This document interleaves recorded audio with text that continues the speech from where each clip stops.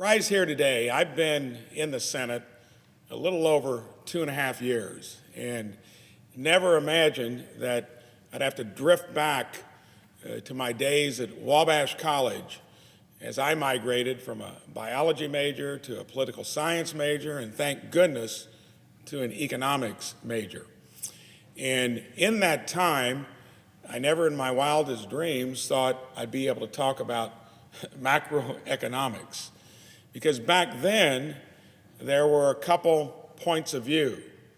You had Milton Friedman, who was a disciple of monetary theory, that if you get too much out there circulating, your currency devalues, you get inflation. And then there was Keynes, who was a big disciple of the government, either through tax policy or spending. And my goodness, how either one of them would react to what we're contending with today, I think it would give them some pause in terms of where we're at. This has nothing to do with the underlying policy goals. And I, as someone that comes from a state legislature in Indiana, where we tackled things like infrastructure, defined there and then roads and bridges, we came together.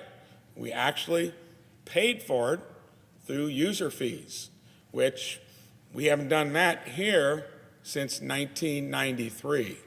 That's fuel taxes, which generally would be at least one thing you'd look at when you want to spend a lot of money on infrastructure. So here we are today, and we had a hearing a couple weeks ago, and I'll cite him in a moment.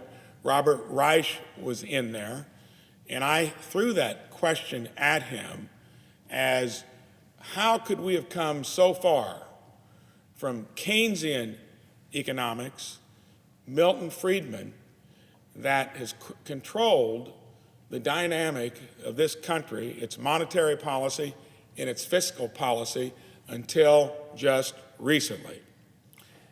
Comes along the modern monetary theory, a new approach to macroeconomics. This theory proposes that governments can spend however much they want, go into debt as much as they want, have these structural trillion-dollar deficits that would work nowhere else. Only works now because we're the only reserve currency. Being the only reserve currency, people come to us with their currencies, keeps our interest rates down. That doesn't acknowledge that there are places like China, who will be a larger economy than ours, lends us money currently. Places like China, most other places across the world, unless you were Greece, Italy, maybe Spain and Portugal, who kept the euro from being a prominent currency because they lived beyond their means.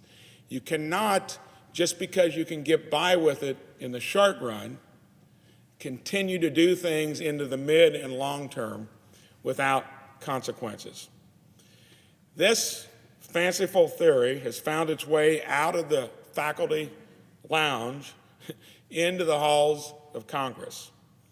Considering that President Biden has proposed another $4 trillion in spending, $1.9 trillion that we've recently done deal, borrowing every penny of it. We've not raised taxes.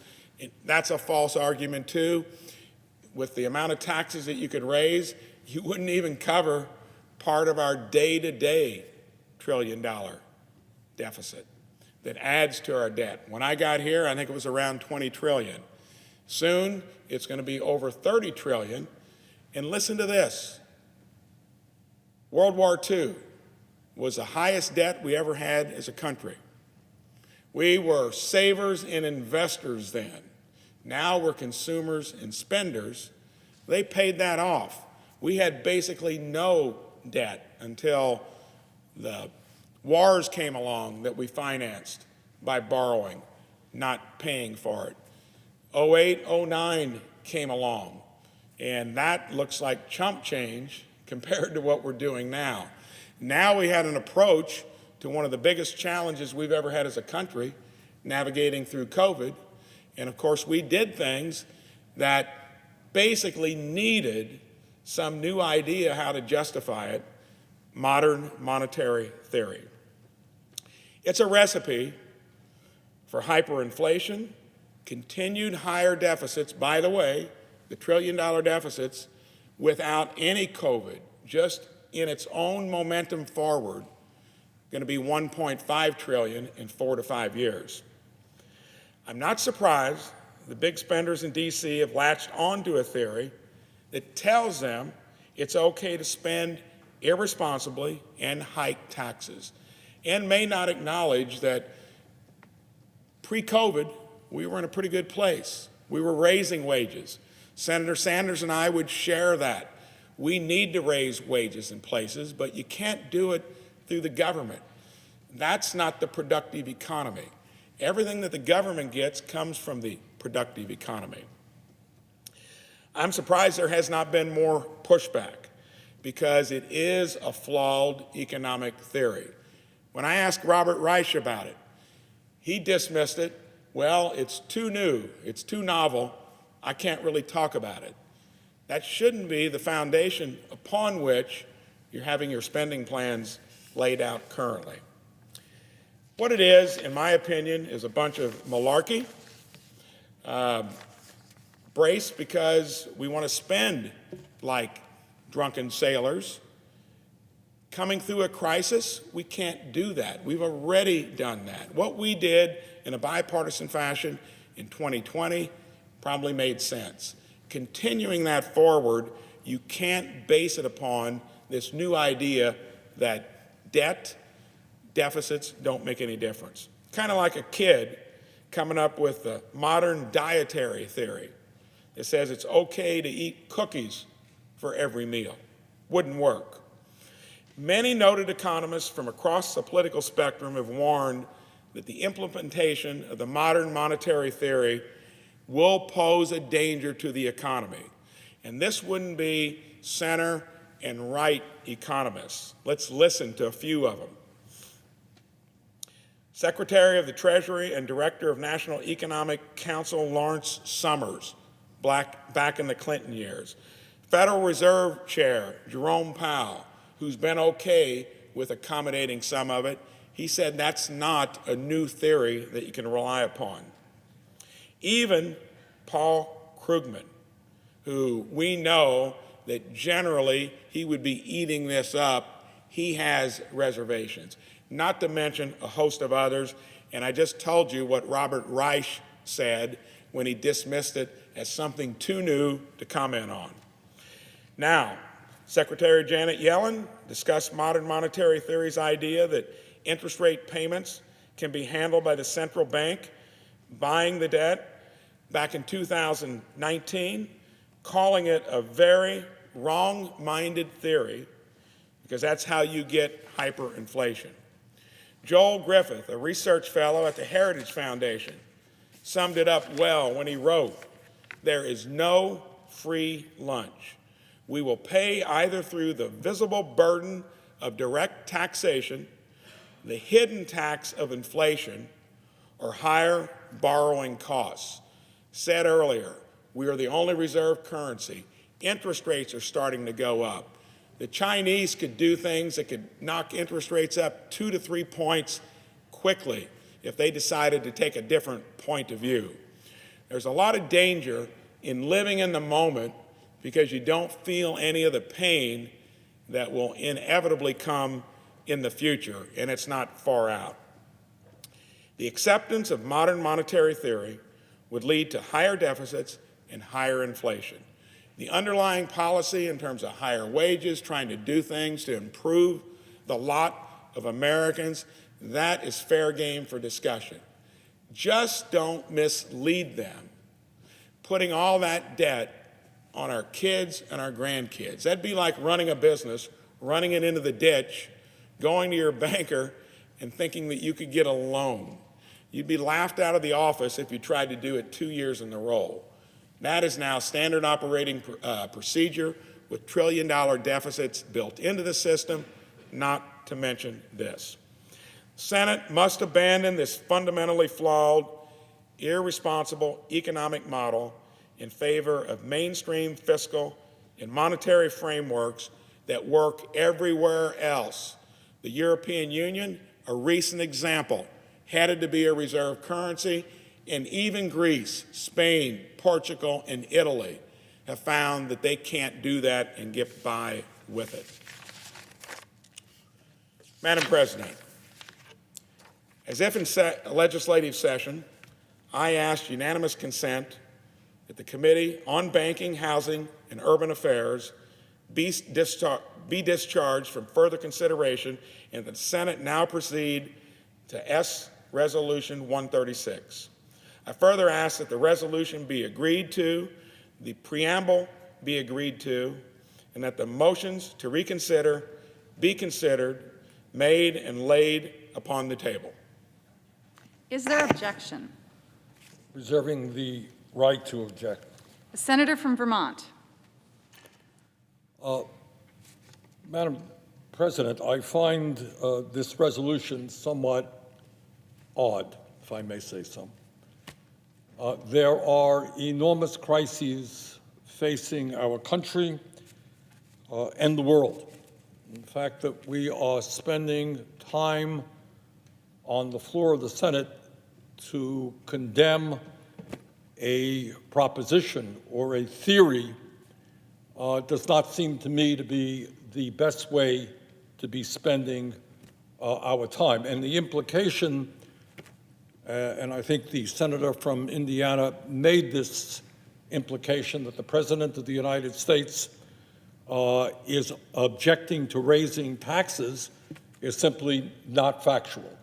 The President has come forward with some very specific tax proposals, but his proposals are not meeting much support on the other side of the aisle, because he is saying that he doesn't want to raise taxes on anybody in this country earning less than $400,000 a year, but he does want to raise taxes on some of the wealthiest people in America and some of the largest corporations who today may be paying zero in federal income tax.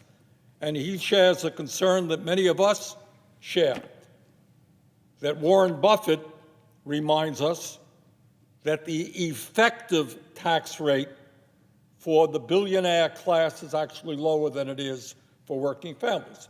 And the President's view, which I share, is this Congress must address the enormous crises facing working families, and that is rebuilding our crumbling infrastructure, making sure that our kids have quality childcare and pre-K, that we have got to address the existential threat of climate change, and that we have to address many of the other problems facing working families.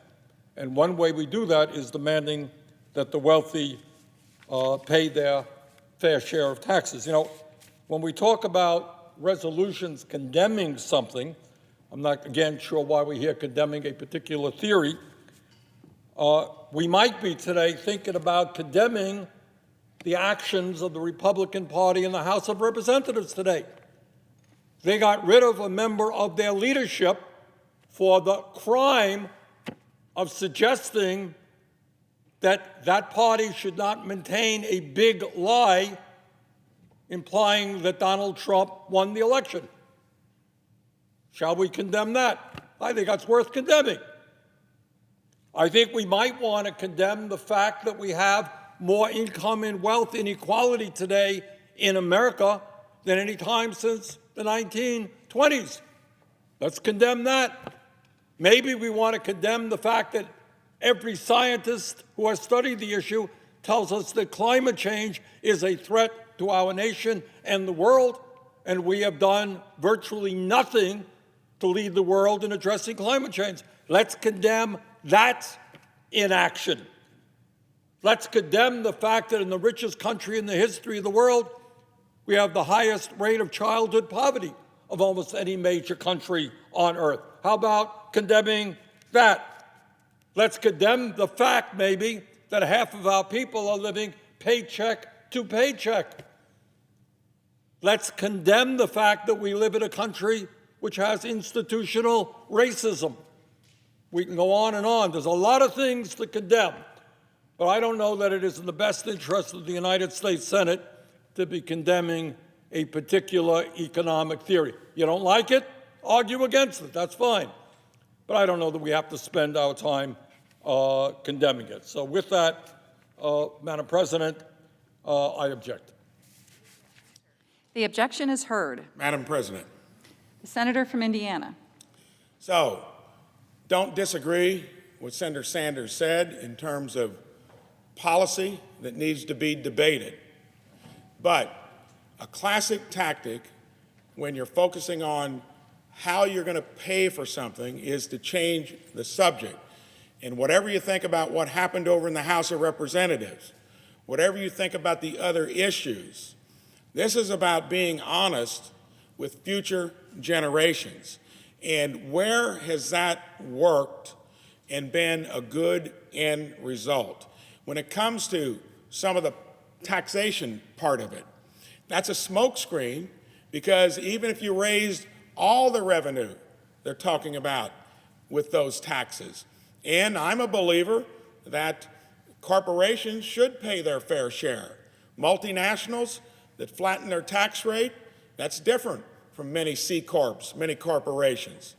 But the dishonesty in that argument is that you couldn't cover even 20% of our existing structural deficit.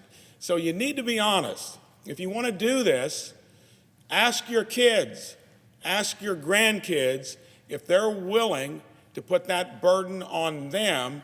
And there's no theory out there other than this, which is being used as a current rationalization, that would make that ever have a pleasant outcome. Madam President, if I can respond, I am Senator from Vermont. not sure. The senator from Indiana suggested a moment ago that the president was not interested in raising taxes, and of course he has a very specific proposal to raise taxes.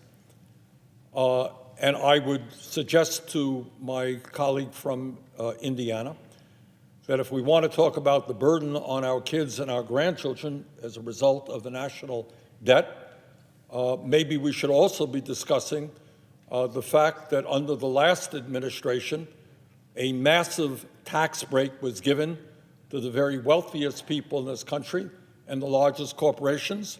We were told that that tax plan would pay for itself, but in fact it will result in almost $2 trillion in additional national debt. And virtually all of those benefits went to the people on top. So all that I'm saying, Madam President, is we can argue taxation, we can argue economic policy, we can argue why we're the only major country on earth not to guarantee health care to all people. We can argue why we are paying by far the highest prices in the world for prescription drugs. We can argue why we have a political system that allows billionaires to buy elections, a lot of things that we could be talking about. But I'm not sure that it is in the best interest of the Senate to be condemning a particular economic idea that some economists have brought up.